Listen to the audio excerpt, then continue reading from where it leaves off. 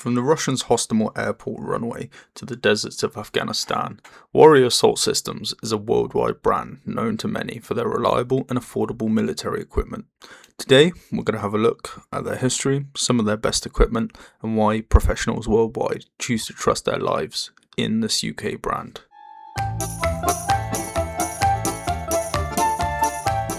Disclaimer. Before we start the video, just a heads up. This is not a sponsored video. We haven't been paid or given any of this equipment, so the opinions about it are fully in our own. Also, stick around to the end of the video for a giveaway winner from our last video. To start with, who are Warrior Assault Systems? Established in 2006, Warrior's mission has been to design and manufacture high-quality tactical nylon products, made from the best quality materials at prices that the average user could afford. That's straight from their website. Filling the market with products that were designed in the UK with direct input from UKSF, that's UK Special Forces for both military, public and private, and police use around the world that are of the highest quality.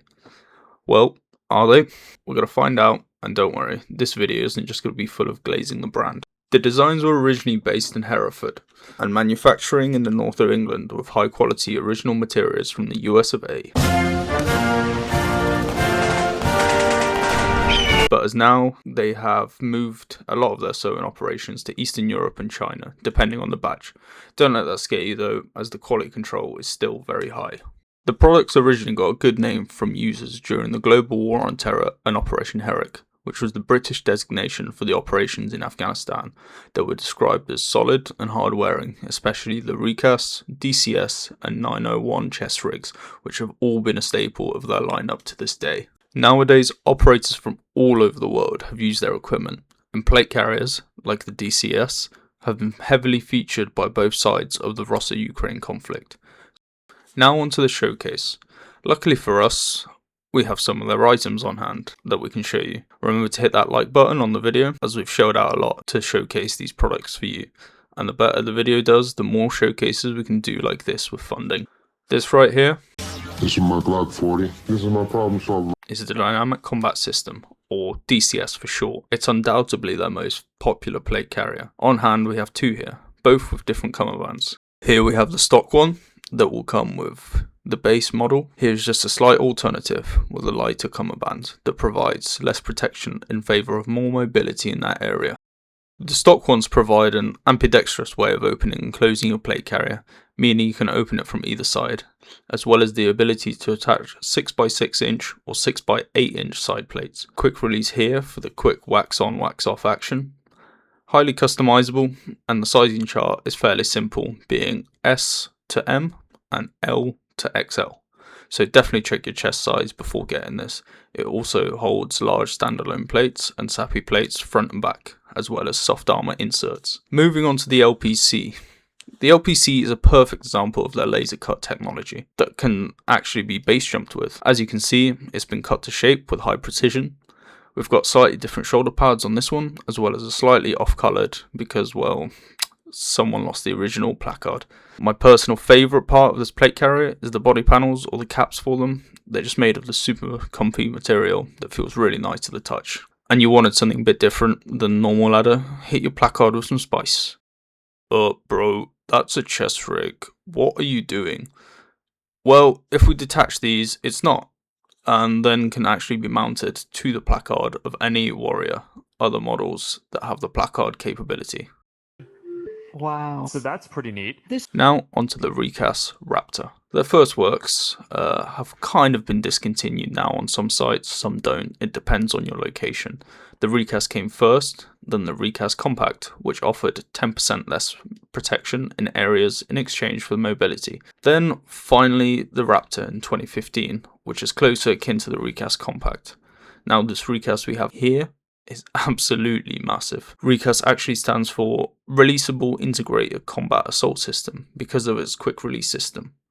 Also, due to its highly protective surface area, it's actually a very popular but relatively uncommon item to acquire in the Ukraine conflict for either side. Popularity also comes due to its price point. The way I see the Raptor is a more defined RICAS.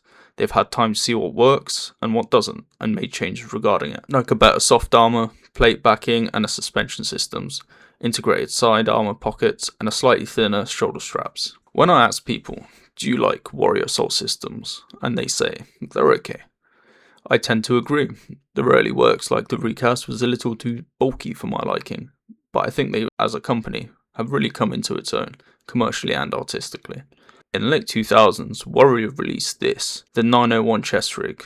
The whole chest rig has a clear, crisp modular design. They've been compared to Tasmanian Tiger Mark IIs, but I think Warrior's lack of built-in utility pouches on the Warrior gives it a big boost. In 2012, Warrior released this, the Warrior Assault Systems ATAX 901. Their undisputed masterpiece. A chest rig so modular, with a perfect colour design that was discontinued. Most people don't even remember it, but they should, because it's not about the pleasures of conformity and importance of trends, but a personal statement about the brand itself. Hey Paul! But yeah, please make more ATAX FG stuff, I beg you. It's a super cool chest rig to grab on in any colour. The coated ones seem to go for a lot less these days on the second hand market if you don't care about colour. You won't be disappointed. Oh yeah, and you can stick plates into the 901. Back panels. You want a plate carrier and you also want a carriage? Well, the back panels go pretty hard also. They can be extended for various reasons, but if you don't want it extended and just want a smaller than day sack area to stock various stuff in your body armour, why not look at one of these? Laser cut or not, they're both pretty great. The X300 rucksack. With an 80 litre capacity it's good, but very mission specific. As a comfortable large rucksack it works pretty well. Where it falls down is its capacity. I can see this being slightly too small for certain tasks and should be taken into account when choosing this rucksack. The BMF fills the purpose, but we haven't got one on hand, so you'll just have to trust us.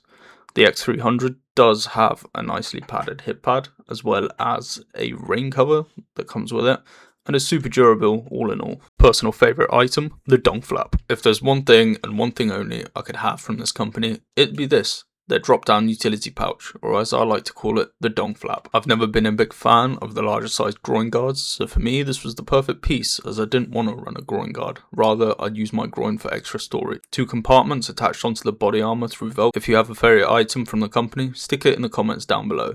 Or if you have some issues with it, I'd also love to hear about it. Now, as a brand, there's some features worth highlighting. Modularity. It's always key in any sort of military law enforcement equipment in the big 2025. No longer do people have to set themselves up to have the exact same system every time. It varies user to user. Warrior allows this expression through the Molly platform and having such a high range of any equipment that is accessible through most dealers around the world. Comfort and ergonomics is important on a piece of equipment that you may be wearing 24 hours a day or lugging around on your back, so you definitely want it to feel as comfortable as possible. Warrior definitely uses some great materials that may make the user feel bulky at first, but that comes at increased comfort. Armor integration. A huge amount of armor that is readily available for every platform, whether that be the plates or the soft armor. Warrior is usually universally seen as a common platform, and therefore soft armor is easy to find on most popular range of rigs in most countries that do require them.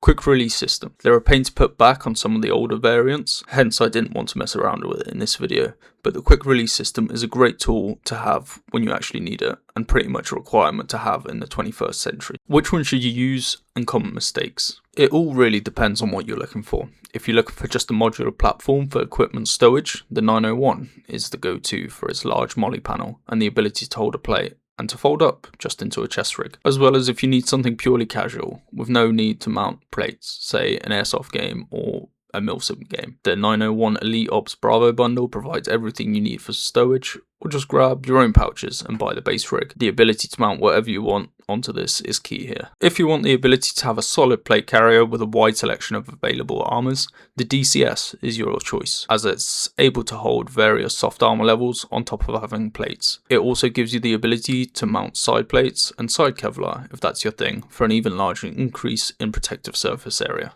Now onto the problems. Like with anything, there's always going to be problems, and there are 2. Overloading and poor pouch placement. Overloading. It's on you if you want to fill your utility pouch with rocks and precious metals. However, what's that going to affect is the attachment onto the molly. This is however solved by using every single row of molly possible. This avoids further movement of your pouch whilst it's being carried and avoids unnecessary damage onto your molly webbing, leading to sag like this. Poor pouch placement.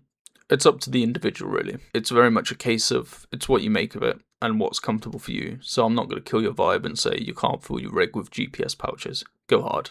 Final thoughts. Overall, most users describe them as a perfectly serviceable to very comfortable, rather than ultra minimal, super light race gear. But I believe most people know when they're buying Warrior, they're usually getting it for that reason. Which is why I think they've released a laser cut range to also cater to the market.